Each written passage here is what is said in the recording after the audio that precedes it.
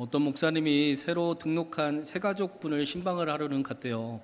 신방을 하는데 이 새가족분의 얼굴이 너무 어두운 거예요. 그래서 신방 중에 목사님이 너무 궁금하고 또 참을 수가 없어서 물어봤습니다. 성도님 무슨 일 있으십니까? 무슨 걱정이라도 있으십니까?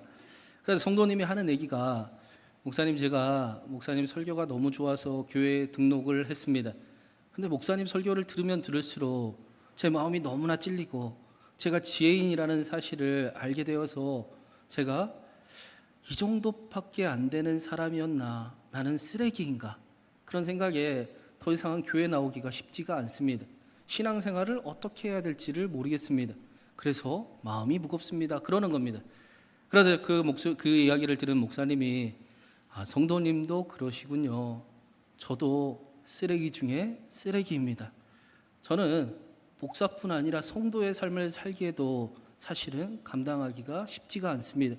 날마다 하나님 앞에서 무너지는 제 자신을 발견하기 때문입니다. 그런데 그래도 저는 하나님이 저를 지금도 사랑하심을 믿고 있습니다. 제 죄를 위해서 예수님이 대신 십자가에 달려 죽으셨음을 저는 믿습니다. 그래서 제가 하나님 앞에 무언가를 해드리는 신앙생활을 하는 것이 아니라 이제는 유일하게 할 수 있는 일은 예수님의 십자가를 믿는 그 일이 유일한 저의 신앙생활입니다. 여러분, 우리의 가진 죄를, 우리는 다 죄를 가지고 있잖아요. 넘어지기도 합니다. 그런데 그거를 우리가 의지력을 발동해서 이기면 어떻게 되는지 아십니까? 여러분이 의지를 가지고 여러분의 힘으로 만약에 여러분의 그 죄의 습관을 끊어내면 여러분은 그만큼 교만해질 겁니다. 제가 하나님 앞에 이렇게 설 수 있는 사람입니다. 하나님이 내가 다 필요한지 압니까? 하나님, 나는 이 정도도 할 수 있는 사람입니다 라고 교만해질 뿐입니다. 그것은 진짜 승리가 아닙니다. 정말 우리가 죄를 이기는 삶은 죄의 쾌락이 주는 것보다 더 큰 기쁨을 맛보는 것입니다. 하나님을 사랑하게 되는 겁니다. 그래서 이전에는 죄의 쾌락이 너무나 좋지요. 왜 안 좋습니까? 누구 뒷담화라고 하면 그러나요? 호박씨를 하고 미워하면 얼마나 좋아요. 그런데 그것보다 하나님의 것들이 더 기뻐지는 삶, 그것이 진짜 죄를 이기는 삶입니다. 예수님은 그것을 우리에게 거듭남이라고 알려주셨어요. 하나님의 사랑이 믿어지고 이제는 세상의 것보다 하나님의 것이 더 기뻐지는 그 삶을 살아가라. 그것이 진짜 승리하는 비결이라 라고 말씀해 주셨습니다. 사랑하는 여러분, 바라기는 저는 저와 여러분이 이러한 삶을 살아갈 수 있기를 간절히 바랍니다. 하나님의 사랑이 믿어지고 하나님의 사랑에 붙들려서 이전에는 세상의 것들이 기뻤는데 지금도 기쁘지요. 그런데 그것들이 하나씩 이제는 뭘 그렇게까지 그거 가지고 그랬나 싶을 정도로 가치가 없어지고 이제는 하나님이 기뻐지는, 하나님으로 충만해지는 은혜가 저와 여러분 가운데 함께하기를 주님의 이름으로 축원합니다. 오늘 말씀에 예수님께서는 이러한 일들이 우리에게 일어나는 것을 보고 하나님의 영광이 드러났다, 하나님의 영광을 알게 되었다라고 말씀을 하세요. 예수님의 기도가 나오는 그 요한복음 17장에는 이 영광이라는 단어가 굉장히 자주 나오고 있습니다. 오늘 말씀에서도 영광이라는 말씀이 계속 나오고 있습니다. 우리는 이 하나님의 영광이 죽은 자를 살리는 그 정도의 영광이 아니라 우리를 위해 대신 하나님이 죽으신 그 영광이라는 것을 이제 알고 있습니다. 세상을 창조하시고 죽은 자도 살리시는 하나님이 기껏 죽은 자 살리는 일, 해결할 수 없는 일을 해결하는 일 가지고 하나님의 영광이라고 말씀하지 않으십니다. 우리를 사랑하셔서 이 땅에 우리와 같이 낮고 천한 모습으로 오신 예수 그리스도께서 십자가에 달려서 다 이루었다 하신 그 우리를 위해 죽으신 일을 보고 하나님의 영광이라고 말씀했습니다. 그래서 사도 바울은 로마서 5장 8절에 우리가 아직 재현되었을 때 그리스도께서 우리를 위하여 죽으심으로 하나님께서 우리에 대한 자기의 사랑을 확증하셨느니라 라고 말씀하셨습니다. 이것이 하나님의 하나님다우심이고 하나님의 영광입니다. 오늘 말씀에서도 예수님께서 22절에 이 말씀을 이렇게 또 하세요. 우리 22절 말씀 같이 읽어보겠습니다. 내게 주신 영광을 내가 그들에게 주었사오며 이는 우리가 하나가 된 것 같이 그들도 하나가 되게 하려 함이니이다. 예수님께서 하나님께 받은 영광을 우리에게 주셨는데 그 일이 어떤 일을 위함이었냐? 우리가 하나님과 하나가 되고 또 더 넘어서 우리가 하나 되는 일을 위해 영광을 보여주셨다. 영광을 주셨다라고 말씀을 합니다. 또 이 일을 23절에 또 이렇게 말씀합니다. 우리 23절도 같이 읽어보겠습니다. 내가 그들 안에 있고 아버지께서 내 안에 계시어 그들로 온전함을 이루어 하나가 되게 하려 함은 아버지께서 나를 보내신 것과 또 나를 사랑하심 같이 그들도 사랑하신 것을 세상으로 알게 하려 함이로소이다. 예수님이 우리 안에 계시고 예수님 안에 하나님이 계셔서 우리가 하나님과 하나가 되고 우리가 하나가 되었는데 이 온전한 하나됨을 이루는 일은 우리가 하나님의 사랑을 알게 하시기 위함이다 라고 말씀하십니다. 하나님의 영광과 하나됨과 사랑함이 똑같은 의미로 예수님께서 사용하고 기도하고 계시는 것입니다. 정리를 해보면 하나님의 영광을 아는 일은 우리가 하나 되게 하시기 위함입니다. 하나님과 하나 될 뿐 아니라 우리가 하나 되는 일입니다. 그렇게 우리가 온전히 하나가 되는 일은 우리에게 진짜 사랑을 알게 할 겁니다. 하나님이 보여주신 그 사랑, 그냥 우리가 할 수 있는 정도의 사랑 말고 아무런 능력도 없고 그냥 척하는 사랑 말고 우리를 변화시키는 그 사랑, 우리를 지키는 그 사랑을 우리가 알게 될 것입니다. 그런데 우리는 오늘 말씀이 예수님의 기도다라는 사실을 우리가 기억하면서 읽어야 합니다. 예수님께서 제자들에게 이렇게 살아야 된다, 기억해야 된다라고 말씀하신 것이 아니라 예수님께서 저와 여러분을 위해 하나님, 저들이 하나님의 영광을 알게 하시고 하나님의 사랑을 기억하게 하셔서 하나가 되는 삶을 살아가게 하여 주시옵소서라고 기도하고 계신다라는 것입니다. 저와 여러분이 하나님의 사랑을 아는 사람들이 되기를 간절히 원하시는 것입니다. 저와 여러분이 사랑받는 자라는 사실을 알기를 원하시는 것입니다. 저와 여러분이 하나님의 그 소중한 걸작품임을 알기를 원하시는 것입니다. 그래서 자신도 함부로 대하지 않을 뿐 아니라 자신을 아끼는 것 같이 자신도 아끼고 옆에 사람도 아낄 수 있는, 배려할 수 있는, 존중해 살아갈 수 있는 하나가 되기를 간절히 원하고 계십니다.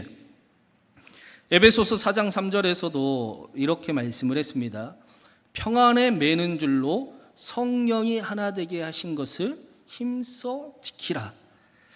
말씀을 자세히 보면 성령이 이미 하나 되게 하셨다라고 말씀을 합니다. 우리는 이미 성령 안에서 하나가 되었습니다.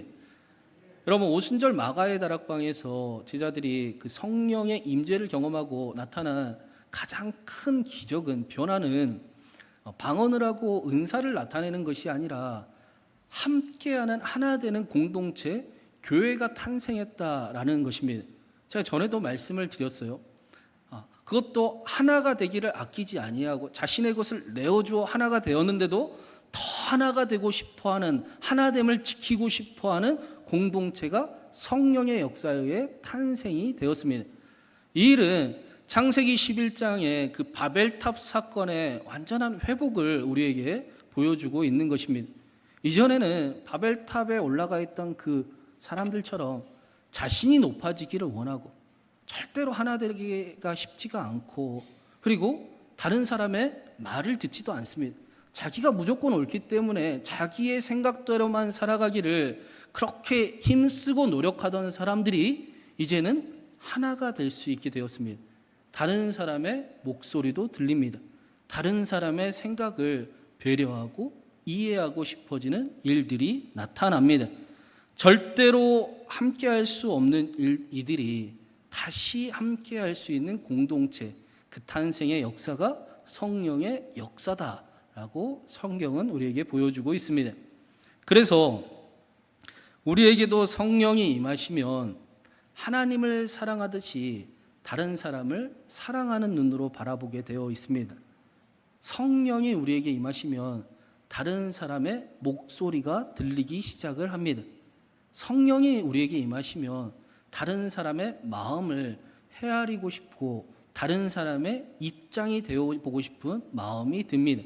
성령이 우리에게 임하시면 화평하게 되는 사람이 되기를 원하고 막힌 담이 있더라도 내가 나를 들여서라도 그 담을 허무는 삶을 살아가기를 원합니다. 성령이 임하시는 증거는 이것입니다.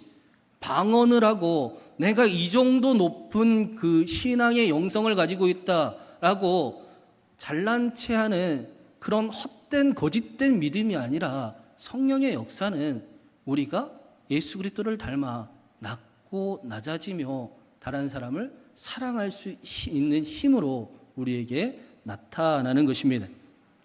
그런데 성경은 성령이 하나 되게 하신 것을 힘써 지켜야 된다라고 말씀을 하십니다. 하나님께서 우리에게 하나 되게 하신 것이 무너질 수 있다라는 의미가 아니라 하나님이 우리를 하나 되게 하셨으니 그렇다면 우리가 어떻게 해야 되느냐? 우리가 힘써 그 일이 세상에도 전해지도록 하나님을 나타내야 된다라는 하나님을 나타내라라는 말씀입니다. 요한 1서에 세상에 하나님을 본 사람은 없습니다.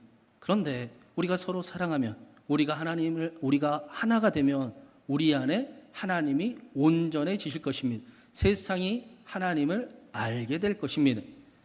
우리의 하나 되는 모습을 통해 세상에 하나님의 사랑을 나타내라라는 것입니다. 오늘 말씀 23절 마지막에도 예수님께서 세상으로 알게 하시기를 원한다라고 말씀하십니다. 예수님께서 저와 여러분을 통해 하나님이 세상에 나타나기를 간절히 원하시고 그렇게 기도하고 계시다라는 것입니다. 여러분, 오늘은 총회 선교주일입니다. 여러분, 선교사는 어떤 사람인가요? 선교사는 저 다른 나라에 가 있는 사람이 선교사입니까? 아니면 우리 모두가 선교사입니까? 우리 모두가 선교사지요. 우리는 선교사의 삶을 각 가정에서 삶의 자리에서 살아가고 있습니다. 그렇다면 여러분은 여러분의 삶을 통해 무엇이 나타나는 것 같으십니까? 우리는 우리의 삶을 통해 하나님이 나타나는 것 같으십니까? 아니면 다른 어떤 무엇이 사람들이 나를 보고 우리의 자녀들이 나를 보고 우리 가족들이 나를 보고 또 내가 가는 곳에 사람들이 나를 보고 무엇이 나타나는 것 같이 살아가고 계십니까? 우리가 어떻게 세상에 하나님을 나타낼 수 있는가? 우리가 어떻게 하나님의 사랑을 내 삶을 통해 나타낼 것인가? 승리하는 비결이 오늘 말씀에 나와 있습니다. 우리 마지막으로 24절 말씀 같이 한번 읽어보겠습니다. 24절입니다. 아버지여, 내게 주신 자도 나 있는 곳에 나와 함께 있어 아버지께서 창세 전부터 나를 사랑하심으로 내게 주신 사실은 24절이 예수님의 마지막 간구입니다. 25절, 26절은 알기를 원합니다. 알기를 바라나이다. 뭐 그런 의미지 예수님의 기도가 아니에요. 24절에 아버지여, 내게 주신 자들이 나를 통해 하나님의 영광을 바라보게 되고 하나님께서 창세 전부터 사랑하고 계심을 알기를 원합니다. 그런데 그 일을 위해서 내게 주신 그 사람들이 저와 여러분이 나 있는 곳에 예수님 있는 곳에 함께 있게 하여 주시옵소서. 그렇게 기도하십니다. 나 있는 곳에 그들도 나와 함께 있게 하여 주시옵소서. 예수님이 계신 곳에 우리가 함께 있는 것, 그것이 예수 그리스도를 나타내는, 하나님을 나타내는 비결입니다. 하나님의 사랑이 우리를 통해 나타나는 비밀입니다. 이것이 저와 여러분이 하나님의 소중한 명품이라고 말씀하시는 그 하나님의 말씀대로 살아갈 수 있는 방법입니다. 우리가 성경의 약속을 누리며 살아가기 위해서 우리는 막 죄와 싸우고 있지 않습니까? 의지력을 발휘해서 하나님 앞에 하나님처럼 되려고 있을 때가 많이 있는데 그렇게 죄와 싸우지 말고 훨씬 더 지혜로운 방법은 우리가 있는 곳이 예수님이 계신 곳이 되게끔 하는 것입니다. 우리가 유일하게 의지력을 발동해서 힘을 내야 하는 일이 있다면 죄와 싸우는 그 헛발질이 아니라 우리의 삶의 자리가 예수님이 함께 하시는 곳이 되게끔 하는 것입니다. 우리는 환경에 많은 영향을 받습니다. 환경의 지배를 받지 않는 사람은 세상에 존재하지 않습니다. 그래서 내 힘으로 의지력을 발동해 연약함을 이기기보다 내 환경을 통제하는 일이 훨씬 더 지혜로운 일입니다. 요즘에는 커피숍에서 학생들이 공부를 많이 합니다. 그렇죠? 커피숍 가보면 애들이 막 다 공부하고 있어요. 저도 쉬고 싶을 때면 책을 한 권 가지고 커피숍에 가면 책이 그렇게 잘 읽어요. 밑에서는 머리가 이렇게 멍청해졌나 싶은데 커피숍에 가면 책이 이해가 쏙쏙 됩니다. 여러분, 헬스장에 가면 운동하기가 쉽습니다. 헬스장까지 가는 게 힘들어서 그렇지 헬스장까지 가놓고 운동하지 않고 오는 사람이 더러 있을 수도 있겠죠. 그 사람은 이상한 사람이죠. 이것이 인생의 큰 지혜인 겁니다.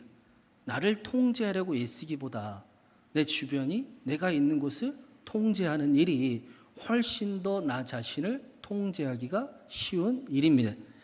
그런데 오늘 말씀에 예수님이 계신 곳에 우리가 있는 것, 이것을 성경은 공간적인 의미로만 이야기하지는 않습니다.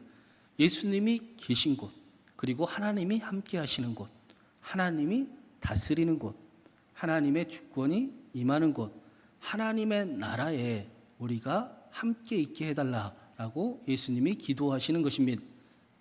사랑하는 저와 여러분이 하나님의 영광을 알고 하나님의 사랑을 누리며 살아갈 수 있도록 우리가 하나님의 나라에 거하게 하여 주시옵소서, 항상 하나님의 나라에 있게 하여 주시옵소서라고 기도하시는 것입니다. 하나님의 나라는 하나님의 다스림이 있는 곳입니다. 여러분, 하나님의 나라가 어디 있습니까? 저 하늘 위에도 있지만 여기에도 있지요. 우리는 나라의 3요소를 국민과 영토와 주권이라고 이야기를 합니다. 그래서 우리가 주권을 빼앗겨 버렸을 때, 일본에게 빼앗겼을 때 나라를 잃었다라고 이야기했고, 주권을 다시 찾았을 때 우리는 나라를 되찾았다라고 이야기를 했습니다. 나라에 살아간다라는 것, 국민이라는 것은 그 나라의 다스림을 받는다, 통치를 받는다라는 것입니다. 마찬가지로 하나님의 나라에 거한다라는 것은 하나님의 다스림을 받는다라는 거예요. 하나님의 다스림이 내 안에 있다라는 것입니다. 동시에 내가 하나님의 백성, 하나님의 국민임을 알고 살아간다라는 것입니다. 우리는 우리 자신을 볼 때 부족해 보이고 넘어질 때도 많고, 나 같은 죄인이 어떻게 하나님 앞에 있을 수 있나 라는 생각이 들 때도 많지만, 하나님은 절대 그렇게 말씀하지 않으십니다. 하나님은 지금도 저와 여러분에게 내가 제일 사랑하는 사람, 내가 내 아들을 내어주어도 아깝지 않은 사람, 내가 가장 소중하게 생각하는 내 보물, 그렇게 하나님은 저와 여러분에게 말씀해 주십니다. 하나님의 나라에 살아간다라는 것은 이 다스림 안에 살아간다는 거예요. 이 사실을 믿고 살아간다라는 것입니다. 내 믿음이 아니라 하나님을 믿는 믿음으로 살아간다라는 것입니다. 그런데 우리는 아무리 하나님의 명품이고 하나님의 자녀고 걸작품이라 이야기해도 여전히 넘어지고 여전히 실수하고 실패할 때가 많기 때문에, 부족함 때문에 사실은 이렇게 살아가기가 쉽지가 않습니다. 그래서 우리가 주중에 나누었던 요한계시록, 날마다 하면 나누었던 요한계시록에서 뭐라고 이야기했습니까? 우리는 하늘의 시민권자를 받은 사람들입니다. 그런데 동시에 이 땅에서 그렇기 때문에 전쟁을 하는 십자가의 군병이다 라고 말씀을 했습니다. 우리는 하나님의 백성, 하늘의 시민권자인 동시에 그렇기 때문에 이 땅에서는 세상과 친구되어 살아가는 사람이 아니라, 죄와 벗하며 살아가는 사람이 아니라 죄와도 싸우고 하나님을 거스르는 세상과도 전쟁하는 십자가에 군병된 삶을 살아가는 사람이다라고 말씀했습니다.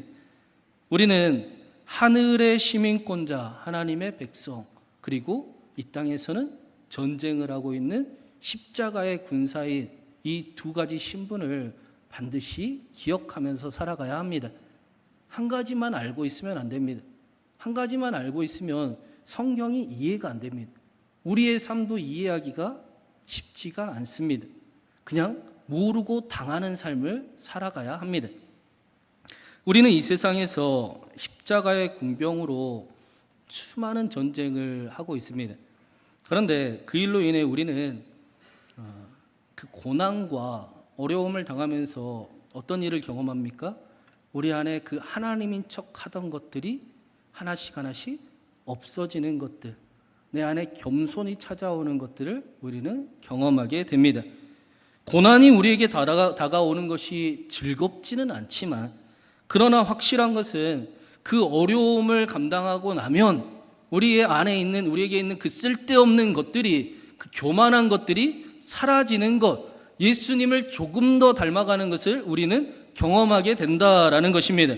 우리는 고난과 어려움을 통해 예수님을 닮아가게 되고, 넘어져서 또 실패해도 여전히 나를 사랑하고 계시고 지금도 사랑하고 계신다라고 하는 하나님의 사랑을 발견하게 되며, 하나님이 이 정도까지도 나를 사랑하십니까? 나는 나를 포기하고 싶을 정도인데 하나님은 여전히 나를 사랑하시나요? 라고 하나님의 사랑을 더 확신하는, 하늘의 시민권을 확신하는 삶을 살아가게 되는 것입니다. 하나님의 영광을 보게 되는 것입니다. 그래서 성경은 지는 게 꼭 지는 게 아니다라고 이야기를 해요. 약할 때 강함이다라고 말씀하지 않습니까? 우리는 넘어지고 실패하면 지는 것 같고 또 실망할 때가 많지만, 하나님 나라의 관점으로 보면 우리 안에 그 하나님인 척하는 게 사라지는 거지 않습니까? 대신에 예수의 생명이 더 들어가는 것입니다. 그러면 우리의 입장에서는 지는 거지만, 우리는 진다라고 생각할 때가 많지만, 하나님의 관점에서는 이겼네 라고 바라보고 계신다라는 것입니다. 우리 안에 하나님인 척하는 것들이 사라지기 때문입니다. 하나님의 영광을 보게 되는 것입니다. 지는 것이 이기는 것도 되는 것입니다. 그 탤런트 박신양 씨가 러시아에 갔는데 첫 해가 그렇게 힘들었다고 그래요. 러시아 선생님에게 말을 배웠는데 처음 말을 배우고 선생님한테 매번 반복해서, 선생님 나는 왜 이렇게 힘들어요? 왜 나는 이렇게 어려워요? 난 왜 이렇게 힘들게만 살아야 돼요? 그 말만 계속 반복을 해서 이야기를 했다고 합니다. 그때 그 선생님이 시를 하나 이렇게 주셨어요. 어떤 철학자가 쓴 시인데 러시아어 공부하려면 이 시 읽고 공부해 오세요라고 박신양 씨에게 주었습니다. 그리고 이제 러시아어를 공부한다고 그 시를 막 이제 공부하면서 읽는데 그 시에 이렇게 적힌 거예요. 당신의 인생이 왜 힘들지 않아야 된다고 생각하십니까? 당신의 인생은 왜 힘들지 않아야 된다고만 생각하십니까? 박신양 씨가 깜짝 놀랐습니다. 그런 말은 들어본 적도 없기 때문입니다. 어느 순간 자신은 언제나 행복해야 되고 힘든 일이 절대로 있으면 안 된다라는 생각이 자신 안에 깔려 있었기 때문입니다. 힘들면 내 인생이 아닌 것인가?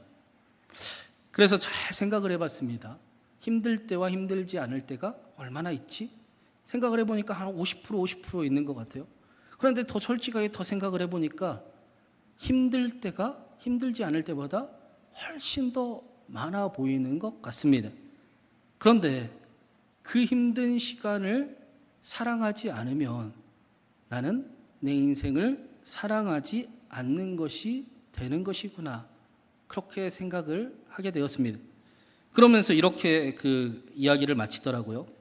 그래서 힘든 시간을 사랑할 줄 아는 방법을 배우면 되게 좋을 것 같습니다. 힘든 시간을 사랑할 줄 아는, 그것도 내 인생이라고 사랑할 줄 아는 법을 배우면 정말 좋을 것 같습니다. 그렇다면 우리는 되게 좋은 사람들이지 않습니까? 1부 때도 반응이 이런 느낌이던데 설교를 처음부터 다시 해야 될 것 같아요.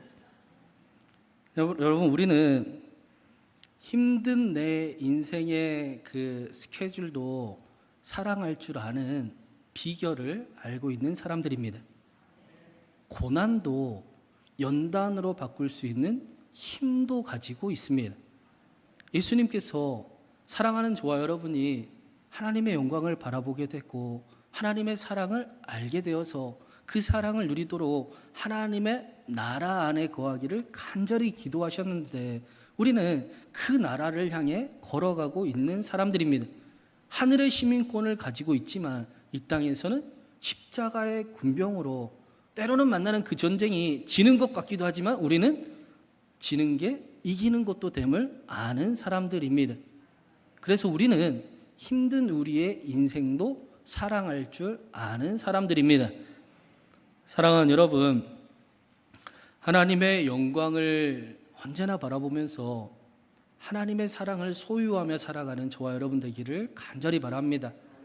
하나님께서는 지금도 저와 여러분에게 내가 가장 좋아하는 사람, 내 아들을 내어주어도 아깝지 않은 사람, 내가 가장 소중하게 생각하는 내 보물이라고 말씀하십니다. 오늘도 이 사실을 믿고 십자가에 군병되어서 저 문을 나아가 마음껏 넘어지기도 하고 이겨보기도 하고 승리를 꿈꾸며 저도 이긴 것이다 라고 자신의 연약함도 사랑하며 살아가는 저와 여러분 되기를 주님의 이름으로 축원합니다.